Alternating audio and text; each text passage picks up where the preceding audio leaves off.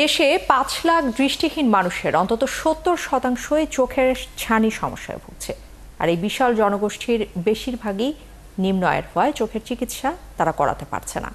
আগামী ২ বছরে এমন ১ লক্ষ মানুষের বিনামূল্যে চোখের অপারেশন করবে পিকেএসএফ এবং অরবিস। আরও জানাচ্ছেন মেহেদী হাসান।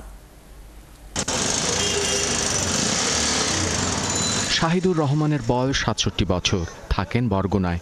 আগে এনজিওতে চাকুরি করতেন, বয়সের ভারে এখন সেটাও পারেন না। কিন্তু চোখের ছানিতে কিছুই দেখছে না, আয় নেই। এরই মধ্যে দৃষ্টি ফেরাতে বিভিন্ন হাসপাতালে ছুটে বেরিয়েছেন তিনি, কিন্তু অর্থের অভাবে পিছিয়ে পড়েছেন।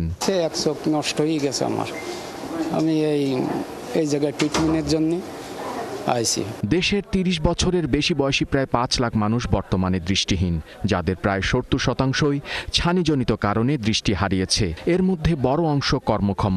এই জনগোষ্ঠীর বেশিরভাগ প্রান্তিক ও নিম্ন আয়ের হওয়ায় চিকিৎসায় কিছুটা ভাটা পড়েছে।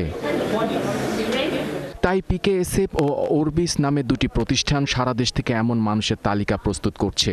আগামী ২ বছর অন্তত ১ লক্ষ হতদরিদ্র মানুষের ছানি অপারেশন করার উদ্যোগ নিয়েছে তারা। এ প্রকল্পের আওতায় পিকেএসএফ এর সহযোগী সংস্থার সহায়তায় ৫,০০০ আউটরিচ প্রোগ্রামের মাধ্যমে ১০ লক্ষ রোগীর স্ক্রিনিং করা হবে এবং চক্ষু হাসপাতালের মাধ্যমে ১,২০০-র অধিক স্বাস্থ্যকর্মীকে চক্ষু সেবার বিশেষ প্রশিক্ষণ দেওয়া হবে।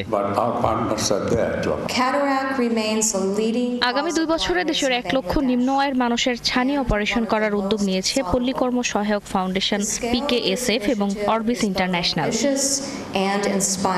দেশের ৫০টি জেলায় সরকার পরিচালিত ২০০টি কমিউনিটি আই সেন্টার এবং বেসরকারি হাসপাতাল পরিচালিত ১০০টিরও বেশি ভিশন সেন্টার রেফারেল ও ফলো আপ পয়েন্ট হিসেবে কাজ করবে।